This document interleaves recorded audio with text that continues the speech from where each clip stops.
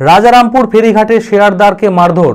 শামশেরগঞ্জের সন্ত্রাসের ঘটনায় ফাঁসানোর হুমকি দেওয়ার অভিযোগ লালগোলা থানার ওসি অতনু দাসের বিরুদ্ধে। জেলা শাসক ও জেলা পুলিশ সুপারকে লিখিত অভিযোগ জানালো ফেরিঘাটের ইজারাদারেরা। অভিযোগ, রাজারামপুর ফেরিঘাটে সিসিটিভি বসানোকে কেন্দ্র করে বিবাদের জেরে ফেরিঘাট বন্ধ করে দেয় লালগোলা থানার পুলিশ। ঘাটের শেয়ারদার আব্দুল ওয়াহাবকে থানায় নিয়ে এসে ওসি বেধড়ক মারধর করে বলে অভিযোগ। ঘটনায় ওসির উপযুক্ত শাস্তির দাবিতে সরব ঘাট মালিকরা। মানসিক স্বাস্থ্যের জন্য সবার আগে যে নামটি মনে ভেসে ওঠে, সুস্থ মনের ঠিকানা মনোবীক্ষণ। যোগাযোগ নাম্বার 7477799516। লালগোলার রাজারামপুর ফেরিঘাটে সিসিটিভি বসানোকে কেন্দ্র করে বিবাদের জেরে ফেরিঘাট বন্ধ করে দেয় লালগোলা থানার পুলিশ। লালগোলা থানার পক্ষ থেকে সিসি ক্যামেরার দাম ও একটি সিম কার্ড রাজারামপুর ফেরিঘাটের মালিকদের কাছ থেকে চাওয়া হয়। ঘাট মালিক লিখিত অর্ডার ছাড়া কোনো ব্যক্তিগত সিম কার্ড দিতে চাননি। এই নিয়ে লালগোলা থানার ওসি ও ঘাট মালিকদের মধ্যে মতবিরোধ চলছিল। সোমবার সন্ধ্যায় হঠাৎই লালগোলা থানার ওসি এসে রাজারামপুর ফেরিঘাট বন্ধ করে দেন। সেই সময় ঘাটের শেয়ারদার আব্দুল ওয়াহাব পুলিশের কথাবার্তা ভিডিও করায় তাকে থানায় নিয়ে গিয়ে বেধড়ক মারধর করা হয় বলে অভিযোগ। শামশেরগঞ্জের সন্ত্রাসের ঘটনায় ফাঁসানোর হুমকি দেওয়া হয় বলেও অভিযোগ। অসুস্থ হয়ে জ্ঞান হারালে তাকে থানা থেকে নিয়ে গিয়ে লালগোলা কৃষ্ণপুর হাসপাতালে ভর্তি করা হয়।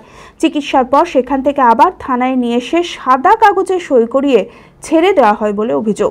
গুরুতর আহত অবস্থায় আব্দুল ওয়াহাব নামের ওই শেয়ারদার বর্তমানে সাগরদিঘি সুপার স্পেশালিটি হাসপাতালে চিকিৎসাধীন। ঘটনার প্রতিবাদে ও ওসির উপযুক্ত শাস্তির দাবিতে লালগোলা থানার ওসি অতনু দাসের বিরুদ্ধে জেলা শাসক ও জেলা পুলিশ সুপারকে লিখিত অভিযোগ জানান ফেরিঘাটের ইজারাদারেরা। আমাদেরকে বড় বড় মারধর করেছে।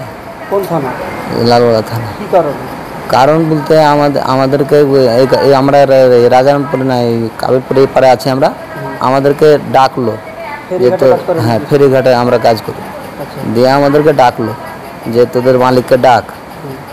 আমরা পার হলাম। পার হওয়ার পরে এবারকার যে আমাকে জিজ্ঞেস করলো যে তোর মালিক কোথায়। আমি বলছি মালিক তো নেই, আমরা সিহাদার, আমরা এসছি। দিয়ে এবারকার আমি কোনো কথা বলিনি। আমি যা কথা বলেছি একটা আসাদুল বলে নাম, ও বলেছে কথা। হ্যাঁ, বড় বাবুর সাথে ছোটো বাবুর সাথে কথা বলেছে, যা বলেছে ও নেই। এবারকার আমাকে এবারকার হঠাৎ আমি সিয়াদার বলেছি, আমাকে হঠাৎ এবারকার আমাকে যে মোবাইল ছিল আমার কাছে, ভেবেছে যে ভিডিও করেছে, ভেবে আমাকে এভাবে নায়ন করে তুলে নিয়ে যায়, গাড়িতে তুলে নিয়ে যেয়ে আমাকে লালগোলা থানা নিয়ে চলে এলো। লালগোলা থানা নিয়ে যেয়ে বড়োবাবুর ঘরে নিয়ে যেয়ে আমাকে আচ্ছা করে মারেছে, গালে গালে চড়াচ্ছে, এই চোখে মেরেছে, গালে মেরেছে, পিঠে মেরেছে, দাপনাতে মেরেছে। মেরে আমাকে বলছে যে হ্যাঁ বিভিন্ন জায়গায় মেরেছে। মেরে বলছে যে তোকে শামশেরগঞ্জের ঝামেলাতে মা বাদের এতে কেসে ভরবো, তোকে জানে যাবেন না পাইস, কোনোদিন যেন উঠে দাঁড়াতে না পাইস। এটা বড়োবাবু মারছে আর বলছে। দিয়ে তারপরে আমাকে ভরলো ভিতরে ভরার পরে আমাকে আবার স্যাংশন হয়ে যায়। দিয়ে আবার আমাকে নিয়ে যায়, হ্যাঁ অজ্ঞান হয়ে গেছিলাম। দিয়ে নিয়ে আমাকে আবার লালগোলা হসপিটালে ভর্তি করলো। লালগোলা হসপিটালে ভর্তি করে নিয়ে এসে একটা স্যালাইন চালাচ্ছে। অজ্ঞান ওখানে যে ছুটেছে, মানে আমি তো জানছি না যে আমাকে হসপিটাল নিয়ে এসছে। এইবার হসপিটাল নিয়ে এসে হসপিটাল থেকে আবার একটা স্যালাইন চালে আমি সুস্থ হয়েছি একটু। তারপর হসপিটাল থেকে আবার থানা নিয়ে যেয়ে আমাকে বলছে তোকে শামশেরগঞ্জের কেসে ভরবো, তুই ভালোভাবে মুখ জমানি দিবি যে আমাদের কোনো এখানে আমাদের কোনো এই যে অভিযোগ নেই। আমার কাছে ভিডিও নিলেও আমার কাছে সই নিল, সাদা কাগজে সই করে নিল জোর করে।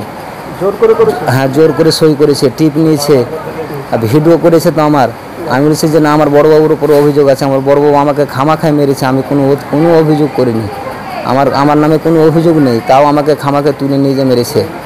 কি চাইছেন আপনি? আমি চাইছি বড়োবাবুর শাস্তি চাইছি, ন্যায্য বিচার চাইছি বড়োবাবুর। আমি আমার ফেভারিট, আমার মতো আর কেউ।